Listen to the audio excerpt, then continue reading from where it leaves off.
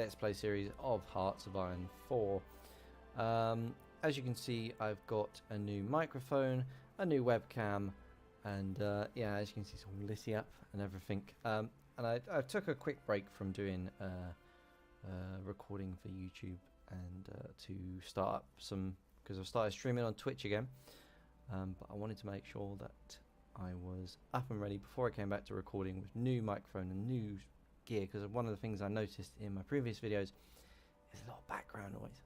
So now we've got the new microphone, we're ready to go. So let's, without further ado, start a new game.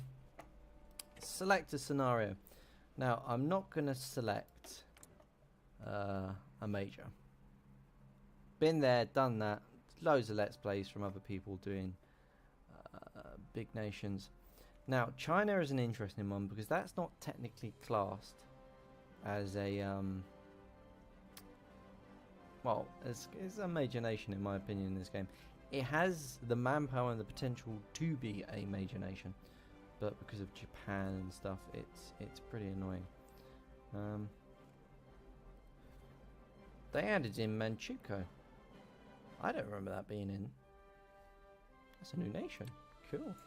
So there's recently been a new update. So they've made a few bug fixes and a couple changes. I think, unless I'm mistaken, and Manchukuo is old, but that's new. I am using free mods, enhanced AI,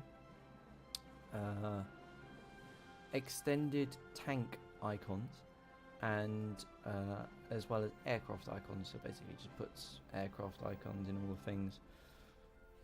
Maybe we could play as Yugoslavia, that'd be fun, or Greece, and take over the things. The thing about Hearts of Iron 4 compared to Hearts of Iron 3 is that you could actually get away with invading more than one country, but now with Hearts of Iron 4, if you invade one country, you can annex them.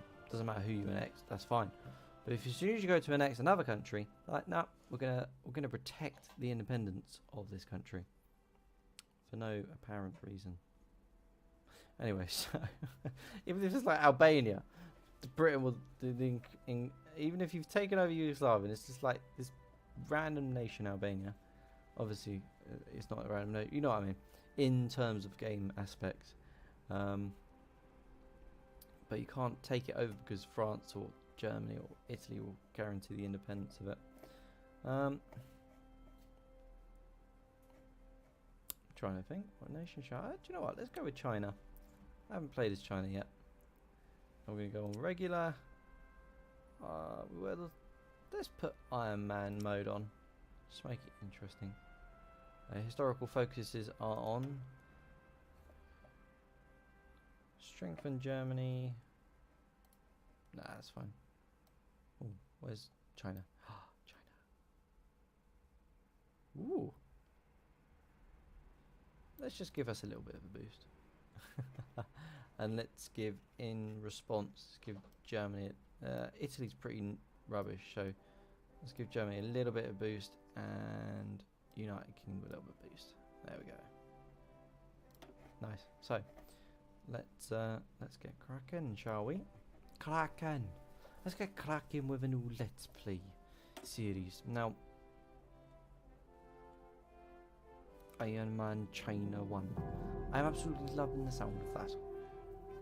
Now, I remember on my last channel, I used to play a Welshman while I was going to, and I recorded the videos, but I stopped YouTube around that time, so I never uploaded the things in the first place. But it was basically me being a madman and pretending to be 3 different people. It was Ian Jones Jr. and Charlie Chills 07. Yeah, with the English, bland English accent. Nothing fancy. But here we go. So we start out. Ooh, it's quite a nice sized army. So what have we got? Load of infantry divisions, a couple of cavalry. So first of all, let's go. Boom. Let's get rid of all the infantry. So what we want to do is we want to go. Whoops. I do know how to use the game. I've been playing this game for years. do the opposite. There we go.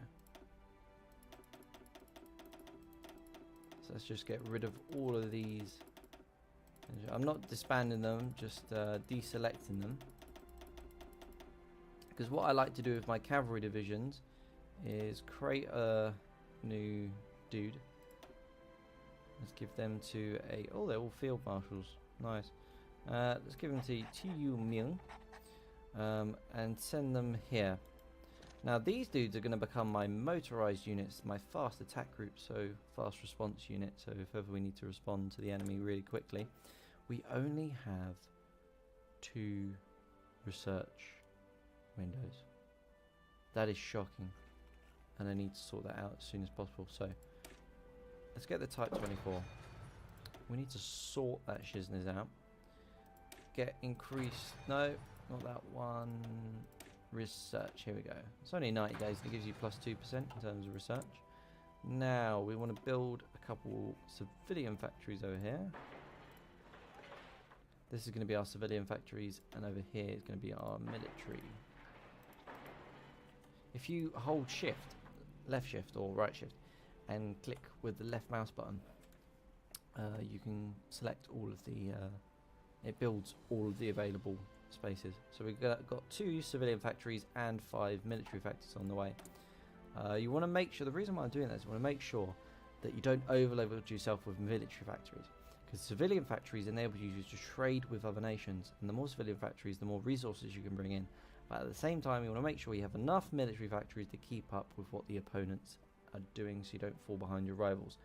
Now, starting off, we have basic infantry equipment, Type 88, and we are using 3 of available factory slots, military factory. We're currently building a light cruiser. Okay. And I don't know, that's using up quite a lot of resources, but we'll give it a go. Maybe build some new dockyards. So we're gonna, let's make sure everyone's got, let's add 1 there. Now I'm gonna get rid of this interwar fighter, because I know as soon as Japan comes over, they're gonna be like, we're gonna shoot all your biplanes down.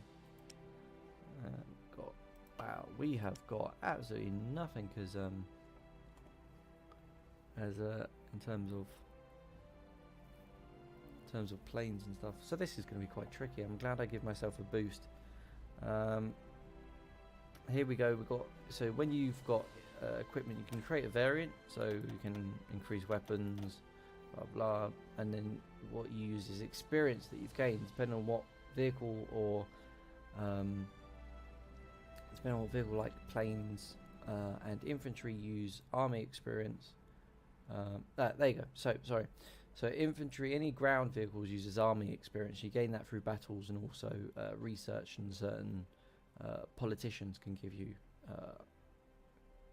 that experience. And you've got navy experience, where you can create variants on the navy. So ships, you can create like an A type or a B type, depending on what you like, and you can mix up your fleet with some new equipment and stuff. And then also with airs, you can create variants of that fighter.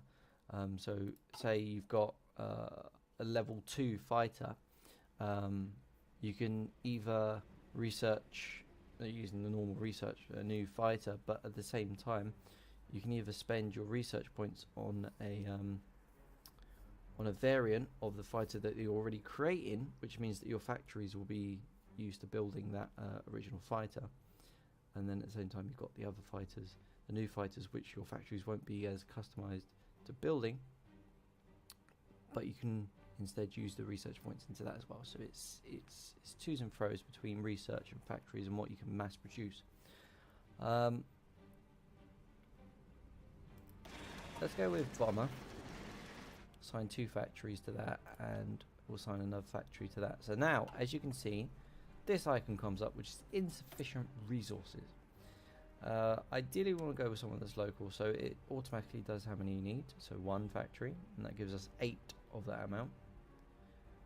So we'll go to Soviet Union for oil, Soviet Union for that, and can we go British Raj? Because what I'm thinking is, because we all know Japan